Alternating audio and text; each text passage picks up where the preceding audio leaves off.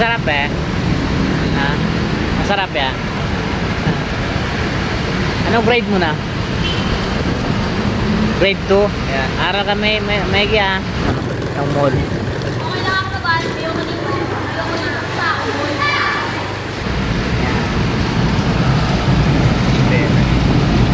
Yung bata.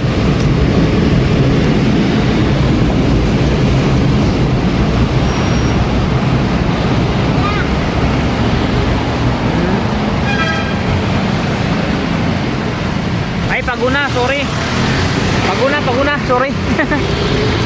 Hindi ko na sana guys. Kaso nag-go na.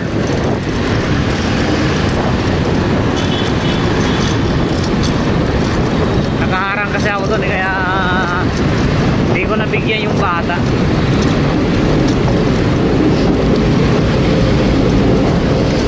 Kasunod na lang pagdaan ko doon.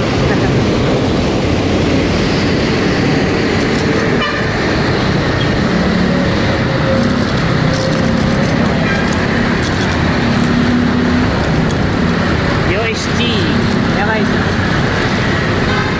UST yan guys. UST tax.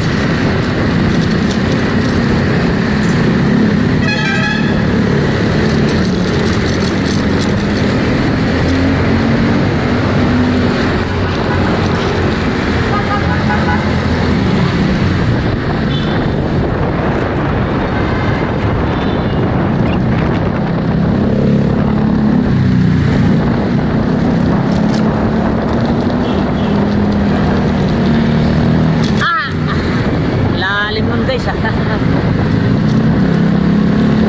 lalim nung lubak. Pauwi na ako guys, galing ako ng Pasay.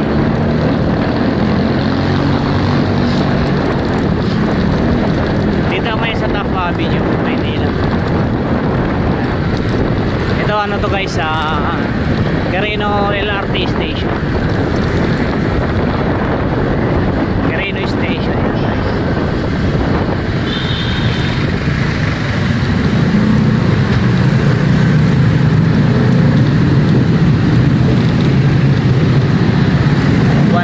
Gamit ko guys.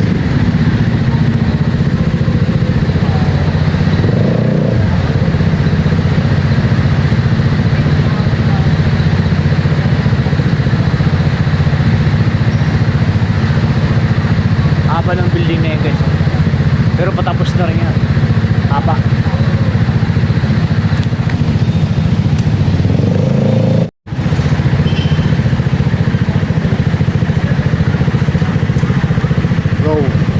Go. Wala tayo.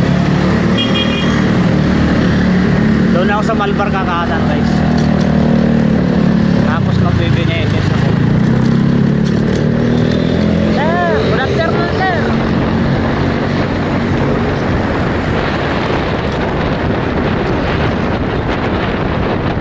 Hoy, hapon guys.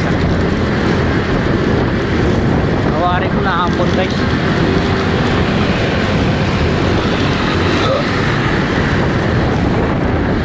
Maganda talaga rin guys, alam nyo ba guys na nung araw napaka-traffic din. Ngayon wala nang traffic kasi marami ng kalsada guys. May skyway na, tapos meron lang yung skyway sa may sa may Espanya na papuntang north, kaya hindi na ganong matraffic dito guys. Dito kasi daanan ng papuntang north eh. Kay Bonifacio sila, kaya dito sila dumadaan. Eh meron ng Skyway 3, kaya doon na sila dumadaan. Wala na ganong traffic dito.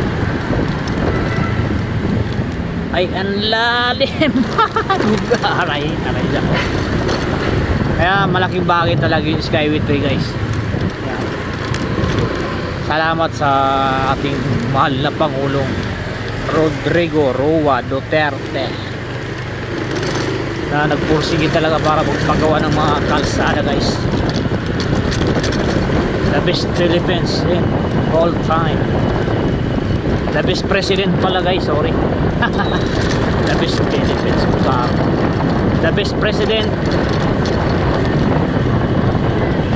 my age. Ayan. Para sa akin guys, yung pinaka the best na president si PRRT. Aminin nyo man o hindi, siya talaga. Alam niyo na kung bakit guys. Kung pwede nga lang mag ano, hawag na, baka may masaktan. Eto guys, nandito na ako sa Benitez guys, yan ang McDonald's.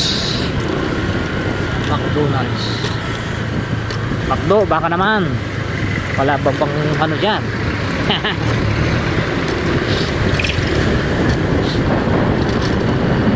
Malapit na ako guys sa ano, Paco Mall. Yan ako pupunta guys sa Paco Mall.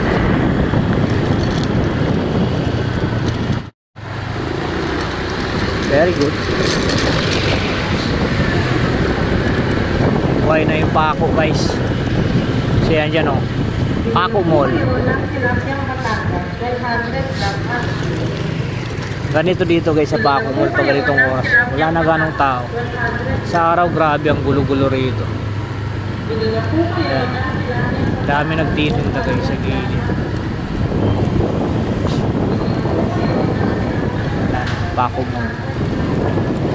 Yung mga nagtitinda yan guys sa gilid. Ayan. Nagsara na rin sila.